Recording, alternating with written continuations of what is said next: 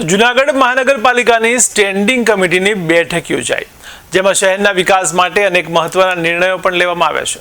ત્યારે સ્ટેન્ડિંગ કમિટીની અધ્યક્ષતામાં યોજાયેલી બેઠકમાં જીઆઈએસએફ સિક્યુરિટી ગાર્ડની ભરતી માટે 50 લાખની દરખાસ્તને મંજૂરી આપવામાં આવી હતી, તેમજ કોમ્પ્યુટર સ્ટોર શાખાના વર્ષીય ભાવને મંજૂર કરાયા હતા।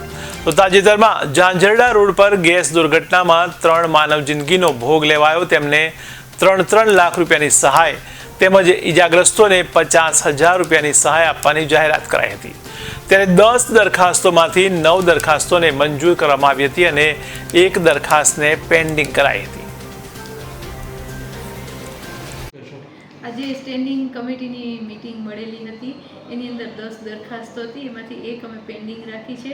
આ ઉપરાંત સિક્યુરિટી ગાર્ડની જે જીઆઈએસએફ દ્વારા તાલીમ પામેલા સિક્યુરિટી ગાર્ડ છે એની પણ અમે દરખાસ્ત મંજૂર કરેલી છે। કોમ્પ્યુટર રિફિલિંગ, કોમ્પ્યુટરનું જે કંઈ પણ થતું હોય છે કે જે સ્ટોર શાખાની દરખાસ્ત છે એ સ્ટોર શાખાની દરખાસ્ત પણ અમે મંજૂર કરી છે। આ ઉપરાંત વોટરવર્ક શાખાના જે ગયા વર્ષના જે વાર્ષિક ભાવો હતા એ પૂરા થઈ ગયા છે, પણ નવા વાર્ષિક ભાવ ન થાય ત્યાં સુધી અમે એને બહાલીની અપેક્ષાએ મંજૂર કર્યા હતા, પણ હવે આજે એને અમે મંજૂરી આપી દીધી છે। અને આપણા જે 3 આશ્રય ગૃહો છે તો એનું સંચાલન સોંપવા માટેની જે દરખાસ્ત હતી કે જે 3 અલગ અલગ સંસ્થાઓ છે, તો આ સંસ્થાઓને પણ આ સંચાલન આનું સોંપવા માટેની જે દરખાસ્ત હતી એ દરખાસ્ત પણ અમે મંજૂર કરી છે। અને આ ઉપરાંત અધ્યક્ષ સ્થાનેથી અમે જે દરખાસ્તો લીધી છે એમાં ઝાંઝરડા રોડ ઉપર જે દુર્ઘટના બની અને એમાં 3 માનવ જિંદગી ગુમાઈ ગઈ, આ માનવ જેમનું મૃત્યુ થયું છે એને પણ કોર્પોરેશન કંઈક કમ્પન્સેશન આપે આર્થિક, તો એટલા માટે જે મૃતકો છે એને પ્રત્યેક વ્યક્તિ દીઠ 3 લાખ રૂપિયાની અમે સહાય આવી એક સ્ટેન્ડિંગ કમિટીએ જાહેરાત કરી છે। અને જે સારવાર હેઠળ છે એને 50,000 રૂપિયા પ્રત્યેક વ્યક્તિ દીઠ આવી અમે જાહેરાત કરી છે। આ ઉપરાંત જૂનાગઢનું નારી રત્ન અને પૂર્વ આરોગ્ય મંત્રી હેમાબેન આચાર્ય એમનું દુઃખદ અવસાન થયું, એમનો શોક પ્રસ્તાવ અમે રજૂ કર્યો છે।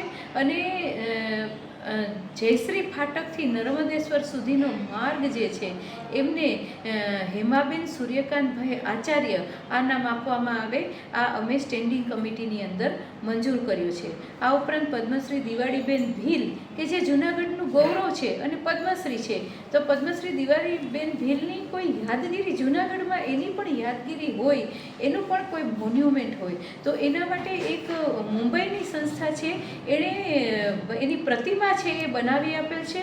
તો આ પ્રતિમાને એસટી રોડ ઉપર સુપ્રીમ કોર્ટના આદેશ પ્રમાણે ને ધારાધોરણ પ્રમાણે આ મુકાય, તો એ પણ અમે જે દરખાસ્ત હતી એ અમે અધ્યક્ષ સ્થાનેથી લઈ અને મંજૂર કરી છે।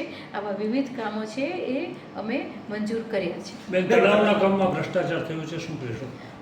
તળાવના કામમાં હજી કામ છે એ ઓનગોઈંગ કામ છે, તળાવનું કામ હજી પૂરું નથી થયું, એમાં દિવાલો પર ટાઇલ્સ વગેરે ચાલુ છે, તો કન્સલ્ટન્સીને અમે